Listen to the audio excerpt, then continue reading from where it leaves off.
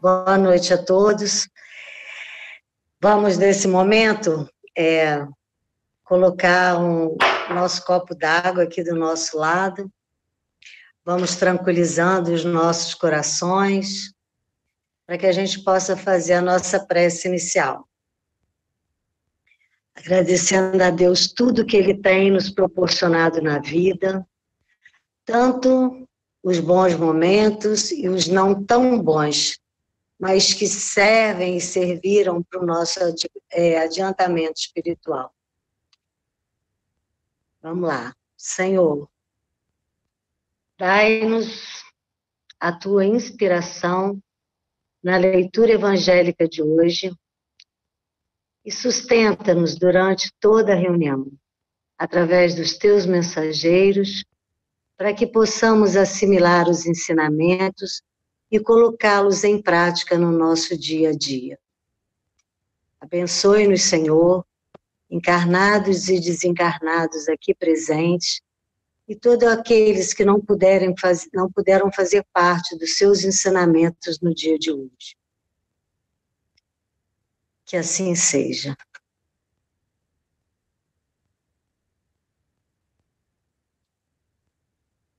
Vamos lá. A mensagem que eu separei hoje é uma mensagem do livro Jesus no Lar, que é a mensagem da compaixão, né, de Chico Xavier, pelo espírito de Néio Lúcio. Então, vamos aqui ao nosso ensinamento de hoje. Dentro da noite clara, a assembleia familiar em casa de Pedro centralizara-se no exame das dificuldades no trato com as pessoas. Como entender os valores da Boa Nova? Como instalar o mesmo dom e as mesmas bênçãos em mentalidades diversas entre si? Fim do longo debate fraternal, em que Jesus se mantivera em pesado silêncio, João perguntou-lhe preocupado: Senhor, que fazer diante da calúnia que nos dilacera o coração? Tem piedade do caluniador e trabalha no bem de todos, respondeu o celeste mentor, sorrindo, porque o amor desfaz as trevas do mal e o serviço destrói a ideia desrespeitosa. Mestre, ajuntou Tiago, filho de Zebedeu, e como agir perante aquele que nos ataca brutalmente? Um homem que se conduz pela violência, acentuou o Cristo bondoso, deve estar louco ou envenenado. Auxiliemo-lo a refazer-se.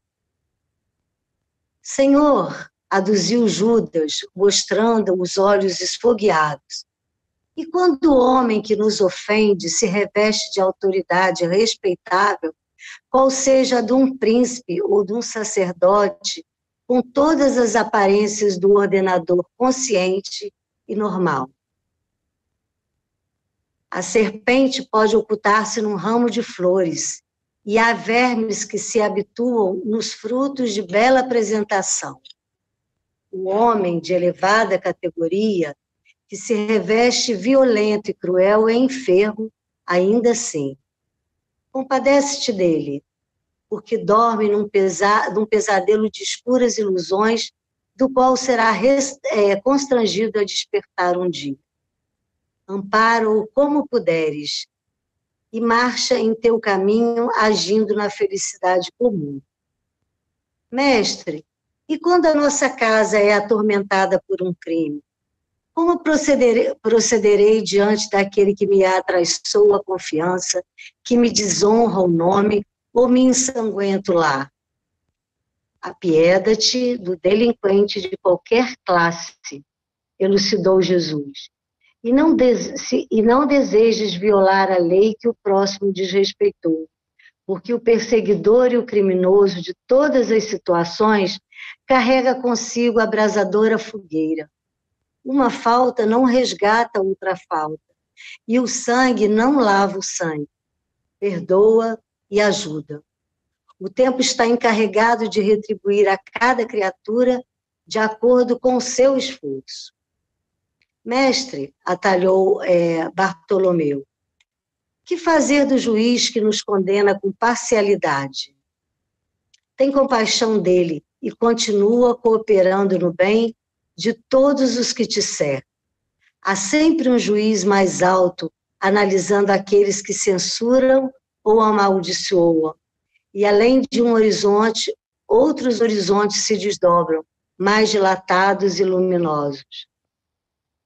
Senhor, indagou Tadeu, como proceder diante da mulher que amamos quando se entrega às quedas morais? Jesus fitou-o com brandura e inquiriu por sua vez. Os sofrimentos íntimos que a dilaceram dia e noite não constituirão por si só aflitiva punição? Fez-se balsâmico silêncio no círculo doméstico e logo ao perceber que os aprendizes haviam cessado as interrogações, o Senhor concluiu: se pretendemos banir os males do mundo, cultivemos o amor que se compadece no serviço que constrói para a felicidade de todos. Ninguém se engane, as horas são inflexíveis instrumentos da lei que distribui a cada um segundo as suas obras. Ninguém procure sanar um crime praticando outros crimes, porque o tempo tudo transforma na terra, operando com as labaredas do sofrimento ou com o gelo da morte. É um texto que fala de compaixão. Na verdade, nós falamos muito de compaixão no domingo, né, no estudo que nós tivemos do Evangelho no domingo. Quando estudamos os misericordiosos, não foi? Não foi, Flávio?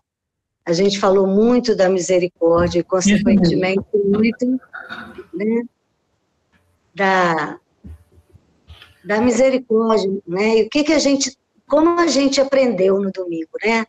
Então, eu acho que esse texto veio reforçar, para quem não estava aqui, a importância da misericórdia, né? E esse texto fala da misericórdia, da compaixão, né?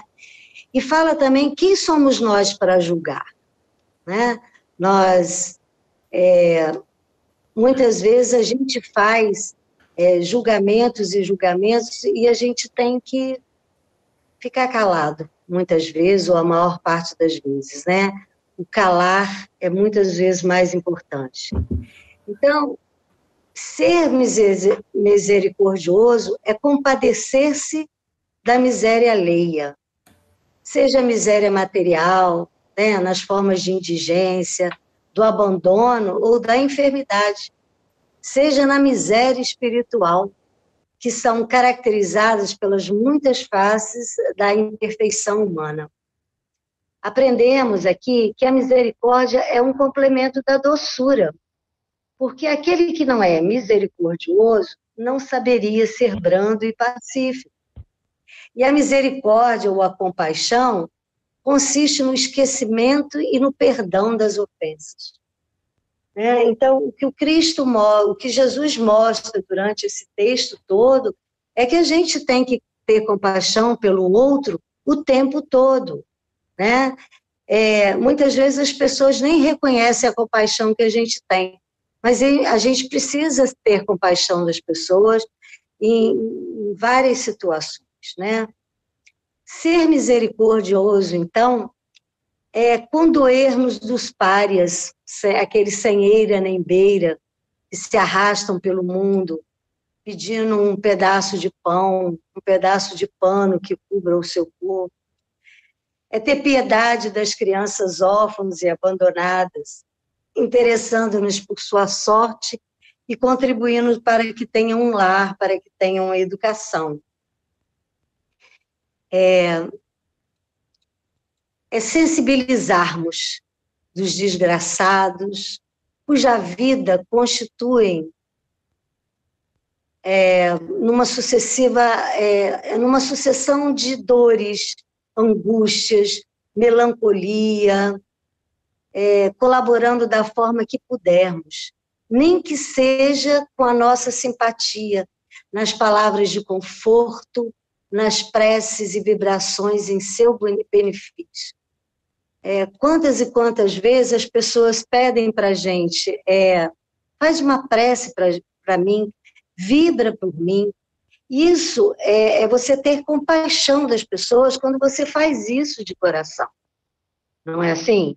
Então, ser misericordioso é ter compaixão em todas as situações. Às vezes as pessoas não dão nem valor, né, para aquilo que você está fazendo, mas você precisa fazer mesmo assim. Eu penso que é, acima de tudo, suportarmos cristamente os defeitos daquelas pessoas que nos rodeiam, né? Seja ela quem for. A gente falou do mendigo, a gente falou do pobre, e muitas vezes a gente diz assim, meu Deus, que Jesus tome conta desse, né? Enquanto que muitas vezes nós somos aquele que Jesus coloca no caminho para que a gente tenha misericórdia e ajude, né? Mesmo com as nossas preces, com as nossas orações, a gente é capaz de vibrar pessoas, e as pessoas, às vezes, que nem sabem que nós estamos ali vibrando por elas. Então, quando a gente fala em compaixão, a sua explicação está na esfera do pensamento. O que importa, eu vejo assim, é que a pessoa tenha compaixão em sua maneira de pensar. Boas ações junto com maus pensamentos são, assim, simples hipocrisia, né? São mentiras que não abençoam nem a quem a faz, nem a quem a recebe. Então, eu vejo que precisamos ser misericordiosos ao julgar o outro, mesmo que mentalmente, porque, na verdade, nós todos somos um só, não é mesmo? E quanto mais nossos irmãos erram, mais urgente é a necessidade que a gente tem de ajudá-lo, como um pensamento certo, e tornar-lhe mais fácil libertar-se, né? Então, nesse texto, Jesus nos diz assim, como agir perante aquele que nos ataca brutalmente. Às vezes, eles nos atacam não fisicamente, né? Mas às vezes por palavras. Quantas pessoas nos atacam por palavras? Quantas pessoas nos respondem mal? E quantas vezes a gente responde da mesma forma, né? No olho por olho, dente por dente, né? Então, a gente, como diz Jesus, a gente tem que auxiliar a essa pessoa, refazer-se das agressões feitas e quem sabe, apontar-lhe um melhor caminho, né? Tem uma outra aqui, quando as pessoas dizem para a gente, numa posição superior, quando as pessoas distratam a gente, né? Às vezes, aquele que se sente numa categoria mais elevada, acha que ele está acima de tudo e de todos, né? Então, a gente tem que fazer o quê? Amparar aquele irmão da forma que a gente puder, né? Sempre agindo para que ele seja feliz e para que nós sejamos também. Quando a gente ajuda o outro, a gente ajuda mais a si mesmo. Isso. Alguém quer falar? Muito bom, Aninha. Eu sempre falo uma coisa que eu gosto de falar muito. Misericórdia, dividir a palavra, é colocar o nosso coração na miséria do outro, né? Nunca julgar. É lidar com o outro com o nosso coração na miséria, na necessidade de acolhimento ao próximo. Né? Muito bom, Aninha. Parabéns aí.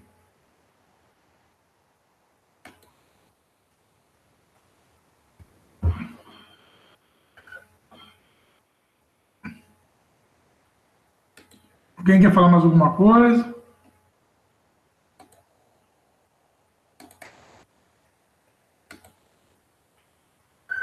Ana, a internet da Ana travou? Não. Está com o seu som desligado, Ana.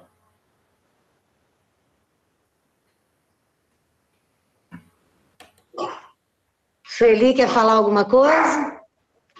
Completar alguma coisa? Não? Beth? Eu acho que a misericórdia caminha de mão dadas com a compaixão.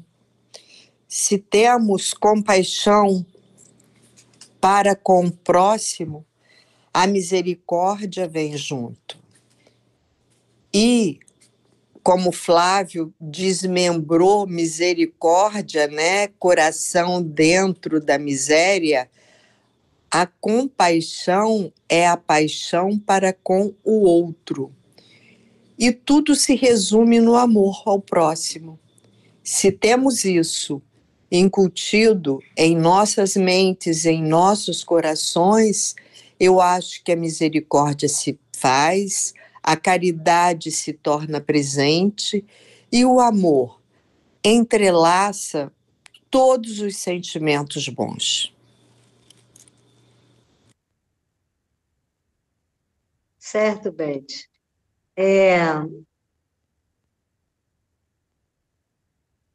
Quando a gente começou a falar aqui, acho que você entrou um pouquinho depois, a gente falou um pouco disso, entendeu? Que quando a gente fala em compaixão, a gente ao mesmo tempo fala da misericórdia também, né? E, na verdade, eu comecei até com uma pergunta que eu me fiz, né, a mim mesma, na hora que eu estava preparando esse texto. Quem somos nós para julgar, né? A gente não está aqui para julgar ninguém, mas a gente está aqui para ajudar, não é? Então, todas as vezes que a gente pode ajudar, mas com o coração, né, a gente tem que fazer. Não adianta a gente fazer por fazer, também não adianta nada. Deixa de ser misericórdia e deixa de ser compaixão, não é? Mas José está aí? José quer falar alguma coisa?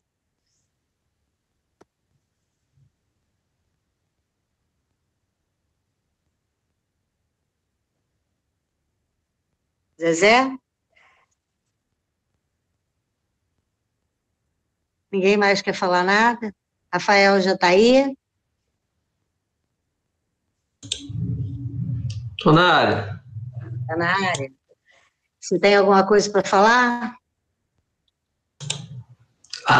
Eu tenho depois.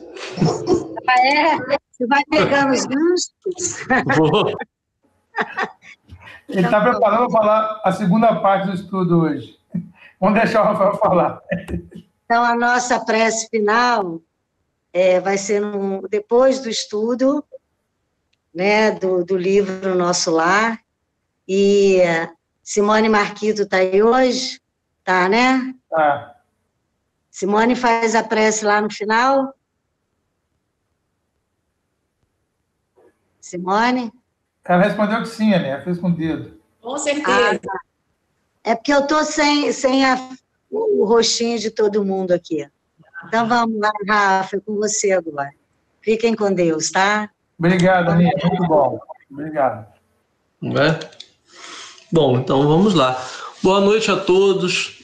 É uma alegria muito grande para a gente poder aí continuar no Páginas de Luz, estudando essa obra de André Luiz, que na verdade não é bem um estudo que a gente tem feito. Temos trazido alguns comentários simples, né? Refletindo a passagem de André Luiz, a entrada de André Luiz no plano espiritual, observando ali o vínculo que há nas lições dos amigos espirituais com muita coisa que está no Evangelho de Jesus, no Evangelho segundo o Espiritismo. E essa passagem de André Luiz, ele vem mostrar para a gente como nós precisamos de misericórdia.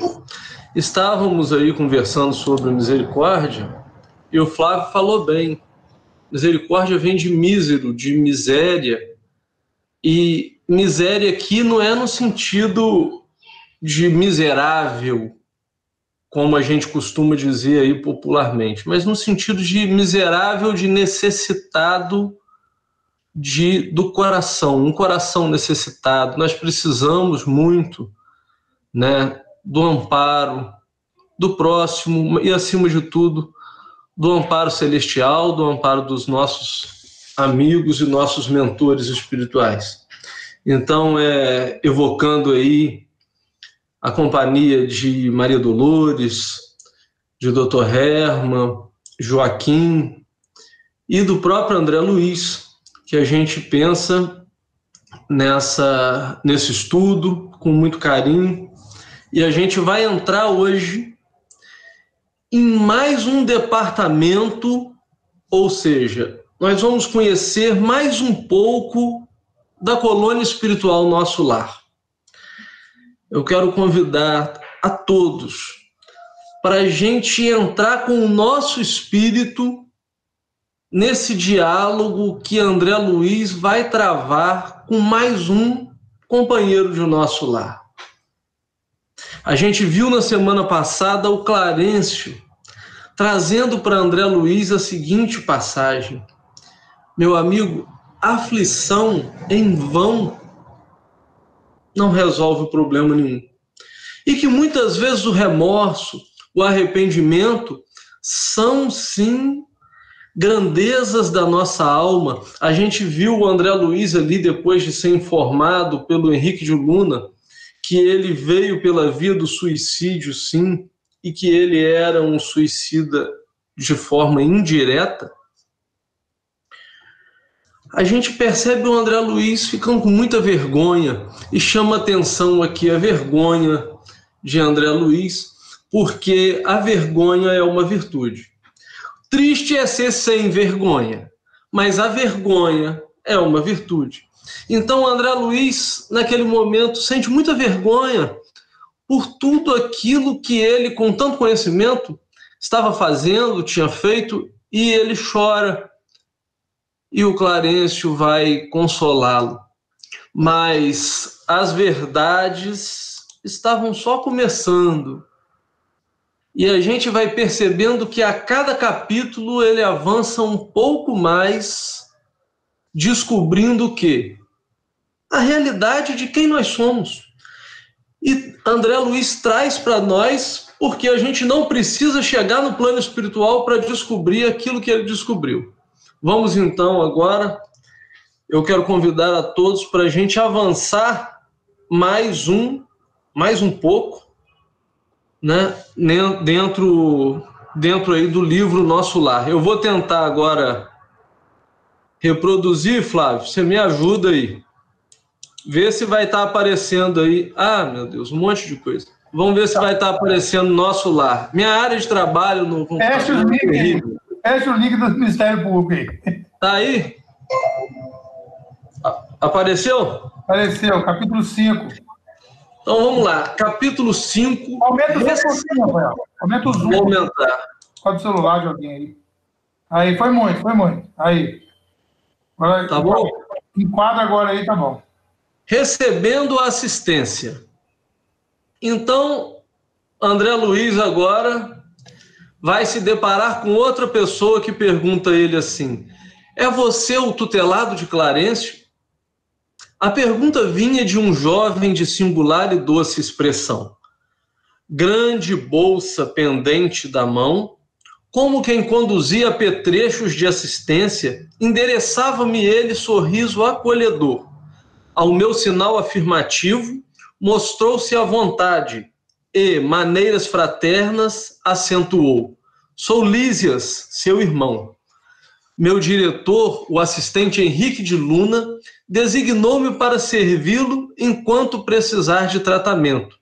E André Luiz indaga: é enfermeiro? E ele diz: sou visitador dos serviços de saúde. Nessa qualidade, não só coopero na enfermagem, como também assinalo necessidades de socorro ou providências que se refiram a enfermos recém-chegados. Notando minha surpresa, explicou: nas minhas condições, há numerosos servidores em nosso lar. O amigo ingressou agora na colônia e, naturalmente, ignora a amplitude dos nossos trabalhos. Para fazer uma ideia, basta lembrar que apenas aqui, na seção em que se encontra, existem mais de 1000 doentes espirituais. E note, este é um dos menores edifícios do nosso parque hospitalar. Então, volta comigo aqui. A gente vai ver o quê? A gente percebe ali o André Luiz sendo apresentado ao Lísias. Veja como é que funciona nosso lar. O médico espiritual Henrique de Luna foi cuidar do André Luiz. Primeiro cuidado que ele fez: orientação. Você vê que Henrique de Luna não deu passe, Henrique de Luna não fez energia brotar de não sei aonde, orientou e esclareceu André Luiz.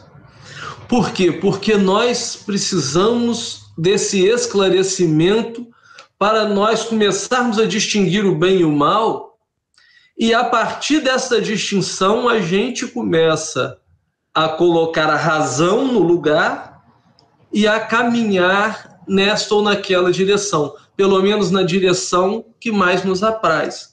Então, quando Henrique de Luna começa a explicar, olha, você veio pela via do suicídio, ele está ali no papel de médico espiritual, que traz o esclarecimento.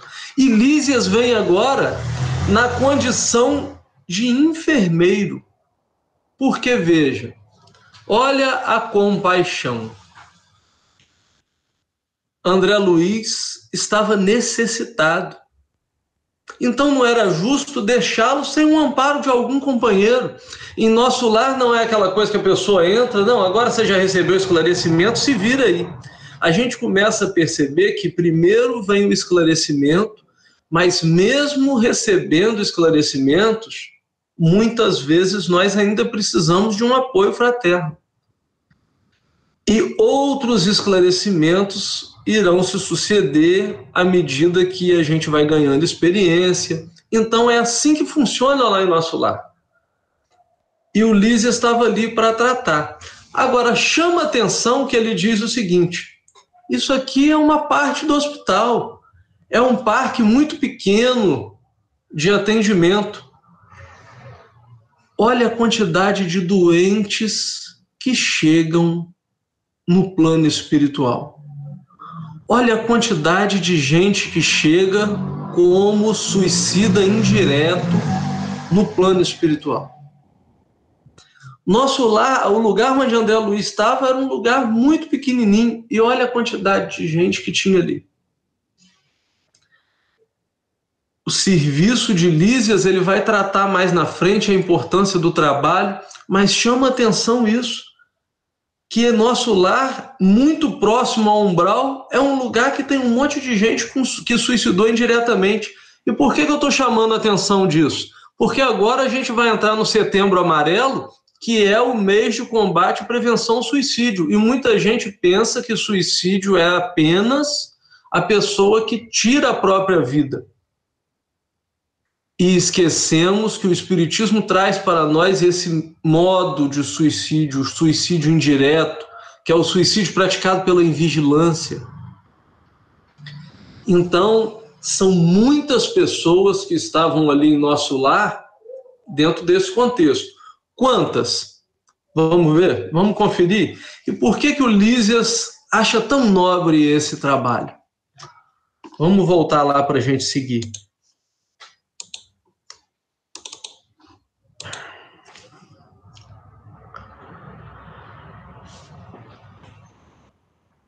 Então, André Luiz vai dizer assim, depois que Lísias fala da quantidade de doentes espirituais e que existe na colônia um local só para tratamento, ele diz: tudo isso é maravilhoso.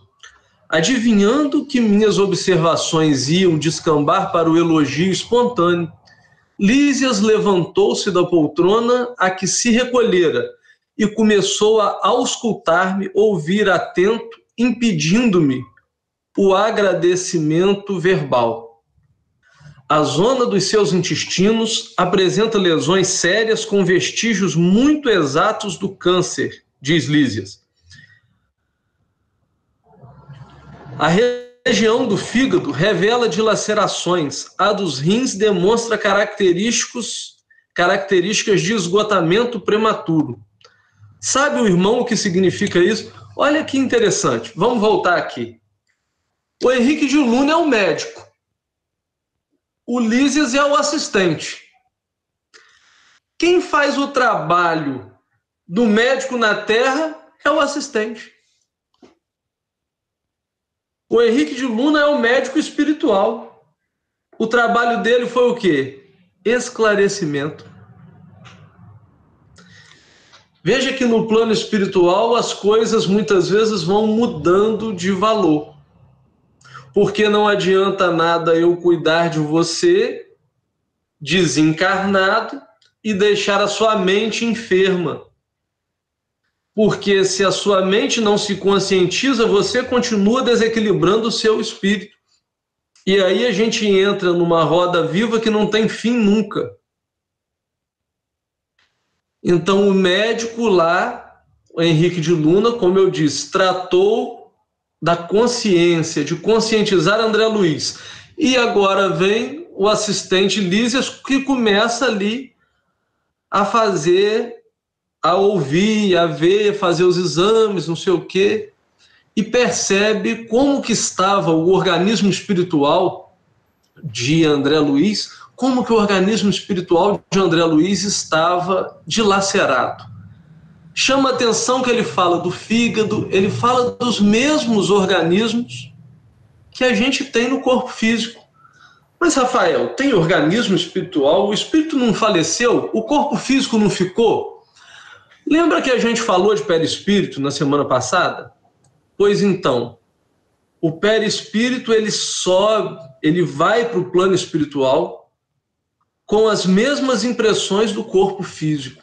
É por isso que o Hernani Guimarães de Andrade ele chama o perispírito de MOB, Modelo Organizador Biológico. Por quê? Porque quando a gente nasce, o espírito começa, através do corpo mental, a programar a confecção do perispírito e o perispírito começa a projetar o corpo físico. Então, veja, o espírito preside a formação do perispírito e o perispírito, por sua vez, vai presidir a formação do corpo físico. Aquilo que o espírito traz de vidas passadas, muitas vezes, acaba implicando em defeitos, em alguns problemas no corpo físico. Por quê? Porque o espírito traz aquela marca na consciência e, a partir dali, ele imprime aquela marca da consciência dele no perispírito e o perispírito vai reproduzir no corpo físico. Então, André Luiz tem ainda, mesmo no plano espiritual, um corpo físico como se fosse um corpo de um encarnado. Essa é a visão do perispírito. A pessoa que é vidente, muitas vezes vê o espírito e fala assim, nossa, mas eu estou vendo papai. Aí olha o papai, parece que o papai está ali vivo, com a mesma impressão, com a mesma roupa. Isso é o perispírito, para quem não conhece, tá? Mas chama a atenção uma outra coisa ali. O Lísias, vocês percebem o seguinte, André Luiz queria elogiá-lo. E ele, na mesma hora, pega e não deixa ele verbalizar esse elogio, porque o espírito sentiu que já ia ser elogiado. Mas a gente começa a perceber o quê? No plano espiritual, principalmente quando o trabalhador está se formando, ele está muito mais preocupado em fazer do que com o reconhecimento. Ele está muito mais preocupado em ser útil do que ser reconhecido, do que ser elogiado. E isso é importante para nós, porque muitas pessoas deixam tarefas porque pensam que não foram reconhecidos. Isso é uma infantilidade nossa ainda. Porque, na verdade, quando nós trabalhamos, nós estamos servindo a quem? Na colônia espiritual, as pessoas estão ali servindo a Deus. Quando nós nos dedicamos a alguma religião, nós estamos ali servindo a Deus. Pelo menos quando a gente entra de coração aberto, a gente fala que vai servir a Deus. Mas quando o homem, o padre, o presidente da casa espírita, o pastor, o babalorixá, seja lá quem for, não reconhece, mas eu trabalhei tanto. Aí a pessoa esquece que estava trabalhando para Deus. Estava trabalhando para o padre, para o pastor, para o babalorixá, para não sei quem lá. E nós vamos nos prendendo a essas picuinhas. Veja que o espírito do Lísias, muitas vezes, ele não permite o elogio justamente porque já deve ter sido preso a esse tipo de coisa. Já deve ter sido apegado a esse tipo de coisa. Não dá tempo no plano espiritual para a gente ficar gastando tempo com isso. Muito obrigado, nossa, mas você está indo muito bem, mas você tem tanta coisa para ser feita que não dá tempo para isso. As pessoas até falam assim, olha, tem a terapia do elogio. Tem sim. Ninguém tem que dar só chicoteando os outros também. Porque se você, na hora de criticar, sabe, na hora de elogiar, também tem que saber. Tem uma página da obra Pão Nosso que chama Elogio. Não vou citar, quem quiser vá lá na obra Pão Nosso e leia. Vale muito a pena sobre o elogio. Agora, não estou querendo dizer que não precise, não deva ninguém ser elogiado.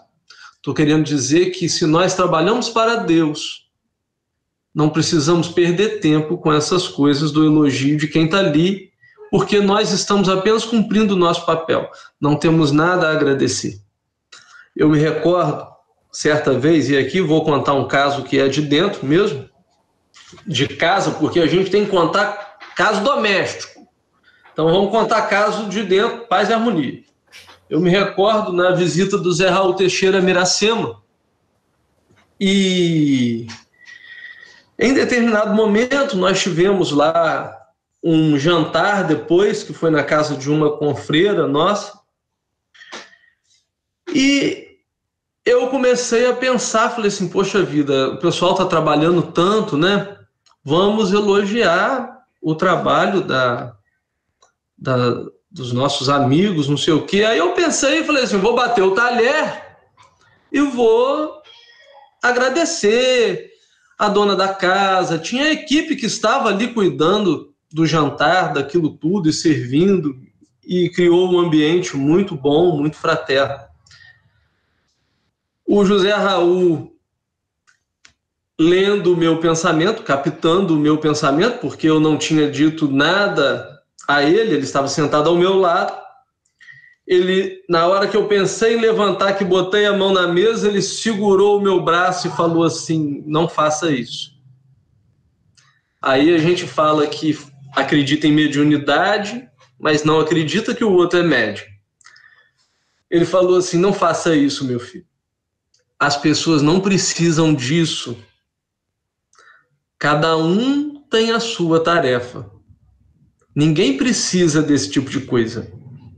Então, veja, ele captou o meu pensamento, porque eu não disse nada a ele, e automaticamente captou, porque era uma orientação espiritual, e na mesma hora falou assim, olha, não quero dizer que ninguém precisa de elogio, mas você não precisa bater talher, não precisa fazer essas coisas. Depois as pessoas chamam, fazem uma reunião, olha, fulano, muito obrigado, deu tudo certo, faz a avaliação do encontro. E ali nós vamos falar, vamos agradecer, vamos trocar abraços, porque, como eu disse, não adianta só bater e não elogiar, mas não adianta fazer elogios que são infrutíferos, que não têm função nenhuma, né? Se nós ficarmos presos a esse tipo de coisa, nós nunca vamos trabalhar para Jesus. Vamos seguir com mais um pouco. Mas a impressão que eu tive também é que o Lisa tinha esse problema de vaidade anterior com ele. Ele estava trabalhando nele. Mas aí ele vai falar lá na frente. Ah, tá. Outra coisa também, a gente vê quando você fala como se fosse um tratamento homeopático, né? Devagar. Um médico fala uma coisinha, ele assimila aquilo, aí depois vem um outro, né? Como é que eles vão com compaixão mesmo. trazendo as informações com dose homeopática. Não assustava muito.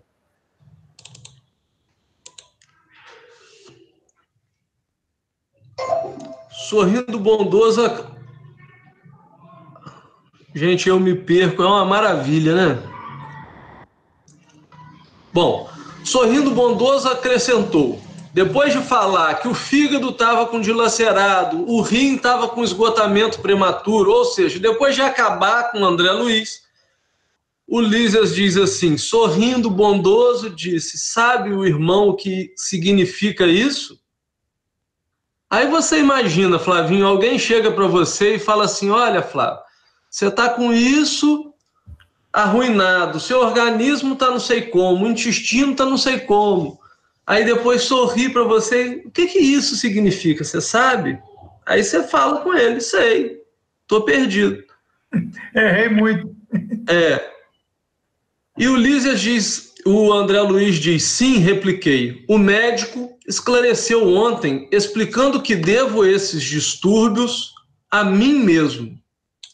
Reconhecendo o acanhamento da confissão reticenciosa, apressou-se a consolar.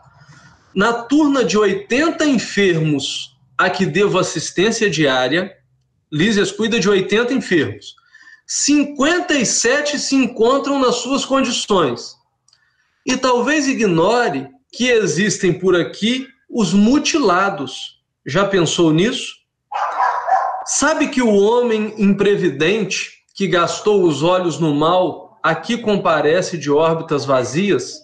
Que o malfeitor interessado em utilizar o dom da locomoção fácil nos atos criminosos experimenta a desolação da paralisia quando não é recolhido absolutamente sem pernas? Que os pobres obsidiados nas aberrações sexuais costumam chegar em extrema loucura? Vamos lá. Parece aqui que Deus mudou de figura. Porque a gente sempre fala assim, que Deus ele não é punitivo, ele é educativo. Mas de repente começou a chegar um monte de gente em nosso lar, um sem perna, o outro tá sem braço, o outro chegou cego, porque usou mal as suas qualidades. Aí a gente pensa assim, ué, então será que Deus deixou de ser educativo, passou a ser punitivo? Como é que funciona isso? Meus irmãos, Deus criou uma lei de ação e reação. E nós andamos no mundo de acordo com essa lei. Nós agimos no mundo de acordo com essa lei. Nossa consciência muitas vezes nos cobra. E todos nós ingressamos no mundo para quê? Para educar todas as nossas aptidões. Veja que ali o Lísias falou de coisas muito simples, como o olhar, como o andar. E o que a gente vai percebendo ali é o seguinte: as pessoas que só olham o mal. Porque tem aquela pessoa que, vamos supor, vê duas pessoas andando, fala assim, olha como são amigos. Tem outra que vê duas pessoas andando, fala assim, eles estão tramando alguma coisa. O olhar é completamente maldoso porque o coração está assim. A boca fala daquilo que o coração está cheio, dizia Jesus. E a gente vai percebendo ali, em André Luiz, que ele começa a falar que nós resgatamos justamente aonde nós erramos. Isso aí é um exemplo de resgate. Se eu errei em determinada função, eu vou resgatar naquela função, porque ali está o meu ponto mais fraco. É isso que a obra traz para nós. Obviamente que esses resgates, essa confusão que acontece, ela ocorre na medida em que o espírito já tem consciência. Mas chama atenção ali, as pessoas que praticaram aberrações no sexo. É o quê? A zoofilia. Esse monte de loucura que as pessoas fazem, que enfia um monte de tudo quanto é coisa, não sei o quê. Ele começa a mostrar que o quê? Vai para a loucura. Aí o outro vai falar assim, então subiu para a cabeça? Não. Isso aí quer dizer o seguinte, as energias sexuais estão intimamente ligadas com a nossa capacidade de criação. Tudo aquilo que envolve criação significa energia sexual em curso, energia sexual em uso. Se eu uso mal essa energia que tem função criativa, ela está intimamente ligada com o quê? Com a minha zona mental. E por isso a correlação entre o sexo, muitas vezes, e a loucura. Porque o sexo trabalha, muitas vezes, a energia criativa. A energia sexual é a energia criativa. Porque a pessoa pensa que muitas vezes é só para reproduzir. Mas a energia sexual, ela trabalha todas as atividades criativas. O médium, na sua atividade mediúnica, de psicografia, de psicofonia, ele está trabalhando, muitas vezes, uma energia sexual. O pintor que está pintando um quadro, ele está trabalhando a sua atividade sexual. É a energia sexual direcionada para esta ou aquela função. Então, fica aí nesse parágrafo a gente percebendo que no plano espiritual eu não consigo escapar de quem realmente eu sou. Pessoa que agiu mal nessa ou naquela função, quando chegar no plano espiritual, aquilo vai ficar à mostra. E muitas vezes de uma forma tão explícita que parece que perdeu uma parte do corpo. Vamos seguindo. Mas, para aproveitar aqui, para quem trabalha em reunião mediúnica, quantos espíritos chegam lá falando assim, eu perdi meu braço. Mas espírito perdeu o braço? O braço não foi perdido no corpo físico? Como é que o espírito chega no plano espiritual e continua sem braço? Como é que o espírito está mutilado se ele é espírito? Porque a mutilação é aqui, ó, na mente. É a consciência que cobra o mau uso das funções que Deus nos deu. É interessante que as pessoas começam a pensar no Deus punitivo. Mas a pergunta que fica é a seguinte: uma pessoa vem te dar um jardim, uma terra para você cuidar. Aí você começa a plantar, mas não cuida da terra, não cultiva o que é de direito e nem cuida. Aí começa a aparecer pragas, ervas daninhas. A culpa é de quem te deu a terra? Então, quer dizer, Deus nos dá a vida e a gente faz o que bem entende, e aí depois, na hora que tem erva daninha, a culpa é de Deus. Obviamente que tem alguma coisa errada, né, nesse pensamento. Vamos seguindo. Tá dando para entender? Se alguém tiver alguma dúvida, pergunta, porque eu vou embora. Identificando minha perplexidade natural, prosseguiu. É interessante que os espíritos fazem isso. A pessoa está perplexa e eles continuam. Nosso lar não é instância de espíritos propriamente vitoriosos, se conferirmos ao termo sua razoável acepção. Somos felizes porque temos trabalho. E a alegria habita cada recanto da colônia, porque o Senhor não nos retirou o pão abençoado do serviço. Nosso lar não é instância de espíritos propriamente vitoriosos. Tem muita gente, muito espírita que acha, quando eu for para nosso lar, está achando que está abafando. Aproveitando a pausa mais longa, exclamei sensibilizado. Continue, meu amigo. esclareça-me. Sinto-me aliviado e tranquilo. Não será esta região um departamento celestial dos eleitos? Olha, gente, tem muito espírita que pensa que nosso lar é lugar de eleito. Nosso lar é lugar de recolhimento. É sinal que pelo menos alguém intercedeu por nós e a gente foi para nosso lar. Agora, a gente precisa ter em mente o seguinte: qual é a nossa parte em nosso lar? Veja que lá é uma oportunidade que as pessoas têm de voltar a trabalhar. Deus nos concede o serviço como bênção, diz Lísias. Por quê? Porque muitas vezes Deus nos dá a oportunidade de trabalho, de serviço, e a gente faz o quê com essa oportunidade de trabalhar no bem? O quê? Ah, hoje eu não posso, hoje eu não vou, hoje tem jogo do Flamengo. Tem tudo. A gente nunca tem tempo. O Chico Xavier dizia assim: olha, meu filho, se você quiser pedir alguma coisa a alguém, peça a quem não tem tempo. Por quê? Porque o que não tem tempo, ele sempre vai dar um jeito de fazer para você. E o que tem tempo demais, ele está sempre falando que não dá para fazer. Ou então ele fala que dá para fazer e não faz.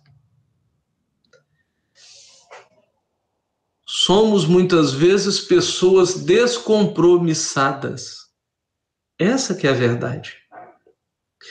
Mas nós não temos compromisso com o outro, não. Nós não temos compromisso com nós mesmos. Não temos muitas vezes compromisso com a nossa programação espiritual. Ah, mas Rafael, eu não lembro qual é a minha programação espiritual. Lembra sim. Todos nós lembramos da nossa programação espiritual, porque intimamente surge em nós aquela voz interior, a nossa consciência nos convida para fazer aquilo que a gente veio para fazer. Só que a gente começa, mas eu gosto mais daquilo ali, a gente começa a ceder pelas distrações do mundo, e faz parte. Mas nós não podemos esquecer que o trabalho é uma bênção. Não podemos. Senão a gente só vai descobrir isso lá em nosso lar. Rafael, mas Sim. no caso dele aí, saindo de um brol para ali, é como se ele tivesse ido para o céu na mente dele, que teve compaixão com ele as pessoas. Então ele estava anos lá naquela escuridão, naquela loucura. Então para ele aquilo ali, ele fala: eu sou escolhido, porque eu estou no céu, na mente dele. Ele vai colocar isso aí, ó. Ali está tendo compaixão com ele, né? Isso aí. Como o Flávio bem colocou, ó, ele fala aqui, ó: continue, meu amigo, aqui não é lugar dos eleitos. Lísia sorriu e explicou: recordemos o antigo ensinamento que se refere: muitos são chamados, poucos os escolhidos na terra. E vagueando o olhar no horizonte, como a fixar experiências de si mesmo no painel das recordações mais íntimas, acentuou: as religiões no planeta convocam as criaturas ao banquete celestial. Em sã consciência, ninguém que se tenha aproximado um dia da noção de Deus pode alegar ignorância nesse particular. Incontável é o número dos chamados, meu amigo, mas onde os que atendem ao chamado? Com raras exceções, a massa humana prefere aceder aqui é aquecer, a outro gênero de convites. Gasta-se a possibilidade nos desvios do bem. Agrava-se o capricho de cada um. Elimina-se o corpo físico a golpes de irreflexão. Resultado: milhares de criaturas retiram-se diariamente da esfera da carne em doloroso estado de incompreensão. Multidões, sem conta, erram em todas as direções nos círculos imediatos à crosta planetária, constituídas de loucos, doentes e ignorantes. Olha só. Olha a responsabilidade. Muita gente pensa o quê? Que eu estou indo para nosso lar, como o Flávio disse, ele é o lugar do eleito, apegado a um critério de religião salvacionista. A gente pensa que vai para um lugar eleito, que vai para o céu, apegado a um critério religioso salvacionista, em que eu oro, alguém vem de fora e me dá a salvação. Uma coisa é a intercessão. Outra coisa é o critério salvacionista. Porque até mesmo para haver a intercessão, nós precisamos de mérito. Eu quero aproveitar para trazer uma parte lá de trás. Vocês se recordam que o Clarencio disse a André Luiz que ele estava ali porque pessoas tinham pedido por ele? E aí a gente fica assim, poxa, mas e aquela prece que o André Luiz fez no umbral? Então aquela prece não foi a prece que trouxe Clarencio? Quando ele faz a prece no umbral, o Clarencio fala que já estava ali há muito tempo. Por quê? Porque, na verdade, alguém tinha feito a intercessão por ele. Então, o que adiantou a prece de André Luiz? Mudou a vibração dele. Qual é a finalidade da religião? Mudar a nossa vibração, o nosso estado mental, a nossa consciência, para que nós sejamos pessoas melhores no mundo.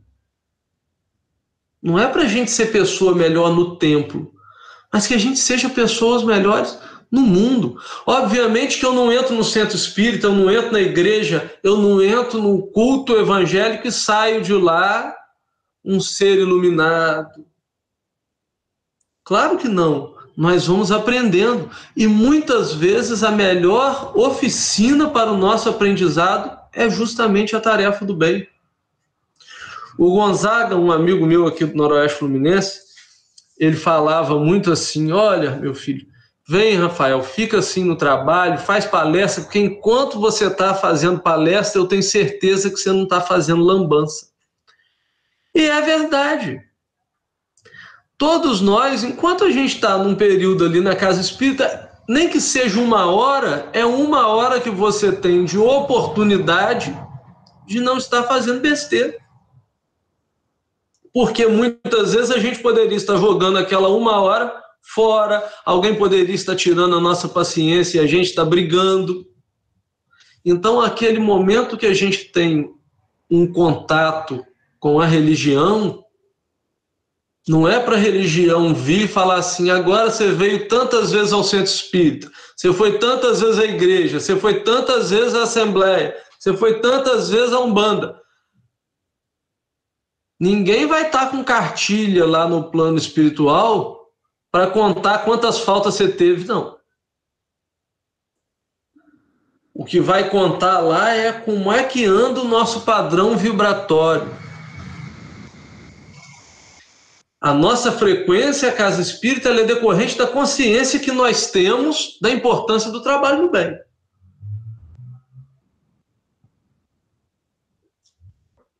Essa que é a finalidade. Então, veja, muitos são chamados, poucos são escolhidos. Jesus convida e quer a elevação e evolução de todos. Agora, nem todos que disserem Senhor, Senhor, entrarão no reino dos céus. A porta é estreita e nem todos que disserem Senhor, Senhor. É que muitas vezes a gente faz um monte de coisa e depois quer gritar Senhor, Senhor. Abre aí que eu quero entrar. Mas não é assim que funciona. O convite para o banquete, quando Jesus fala lá do convite para as núpcias, o que ele mostra? Ele mostra a pessoa vestida com a túnica nupcial e aquele que não estava vestido adequadamente. Isso é o quê? É o nosso padrão vibratório. O nosso padrão vibratório. Aonde nós vibramos, nós já vibramos no bem? Vamos lembrar que se a gente não A gente não precisa ser Chico Xavier, mas se a gente não se posiciona para vibrar no bem, nós estamos negando os nossos guias espirituais. Nós estamos negando os nossos mentores, nossos anjos guardiães, estamos dando as costas para eles. Ainda que eles não se importem com isso, mas estamos dando as costas para esses irmãos. Por quê? Porque eles querem nos ajudar. Eles nos intuem. E se a gente não faz, é a mesma coisa que dar as costas a uma orientação de quem sabe mais que nós. Nós não estamos sozinhos no mundo. Nós temos o tempo todo amparo.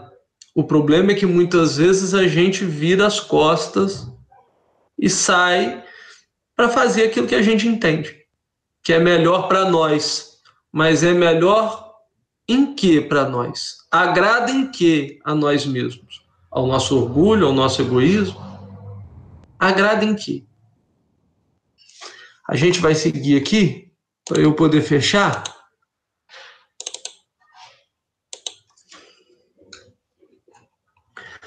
Notando minha admiração, interrogou: acreditaria porventura que a morte do corpo nos conduziria a planos de milagres? Olha aí, tem muita gente que pensa, morreu, virou anjo. Somos compelidos a trabalho áspero, a serviços pesados, e não basta isso. Se temos débitos no planeta, por mais alto que ascendamos, é imprescindível voltar para retificar, lavando o rosto no suor do mundo, desatando algemas de ódio e substituindo-as por laços sagrados de amor. Não seria justo impor a outrem a tarefa de capinar o campo que semeamos de espinhos com as próprias mãos.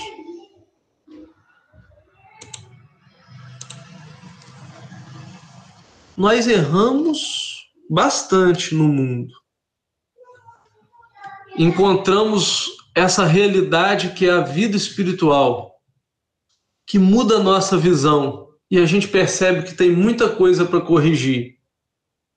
Mas quem vai corrigir?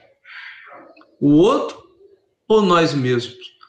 A gente conversa sobre isso na semana que vem. Rafael, rapidinho. Como eu falo ali, né? Muitos são chamados e poucos são escolhidos. Eu penso no contrário, assim. Poucos escolhem seguir Jesus, ou o caminho, né? Vão ser escolhidos como se fosse pincelar quem ele deseja. Não é isso. Eu vejo assim, todos chamados. E quem escolhe seguir ele? Né? Eu tenho essa opção para poder ter um entendimento melhor disso. Quem que escolhe seguir? Né? Sim. A porta está lá, só que a porta é estreita. E a gente que tem que se adequar à porta, né? A porta que vai aumentar de tamanho para entrar mais gente. E quando você falou ali da veste nupcial, a veste é o nosso perispírito. Quando chegou lá em cima, está preparado? Você está vestido? Não está, vai para a enfermaria. Ainda bem que ainda foi, né? Enfermaria. É isso aí. Bom, aí fica aí para quem quiser perguntar alguma coisa, quem tiver alguma dúvida, mas acho que já está na hora aí, vocês que sabem aí.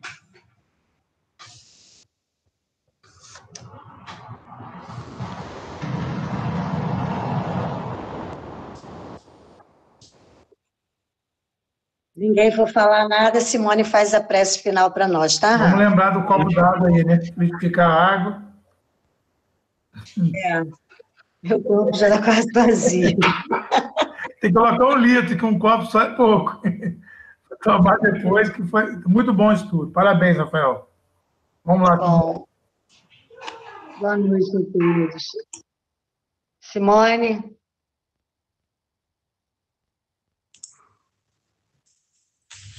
Tá dando para me ouvir direitinho? Tá, tudo certo. Então vamos nós. Vamos aproveitar aí essa oportunidade para a gente estar sintonizando com os nossos amigos do plano espiritual, que com certeza, desde o nosso planejamento, né, da nossa encarnação, estão aí nos circundando, procurando elevar os nossos pensamentos, procurando elevar as nossas ações, porque mais do que nunca um desencarnado sabe a importância que é essa oportunidade de estarmos aqui encarnados.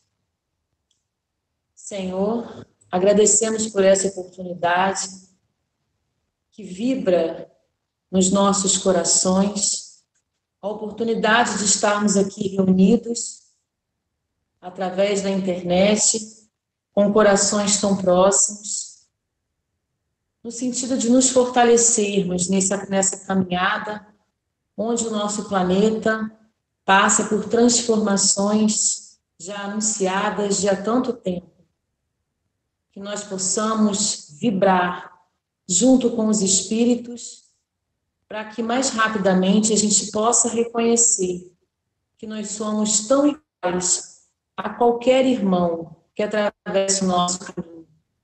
Que a misericórdia seja plantada no nosso coração pela razão, pela nossa consciência de que nós não somos diferentes em absolutamente nada. Que a nossa humanidade possa falar cada vez mais alto nas ações, nos momentos onde nós nos religamos a Deus, através de ações cotidianas no nosso trabalho, no nosso caminhar, na simples vontade da oração por outrem. Muito obrigado, Senhor, por essa oportunidade e que nós possamos trabalhar com ela da melhor maneira possível. Que assim seja.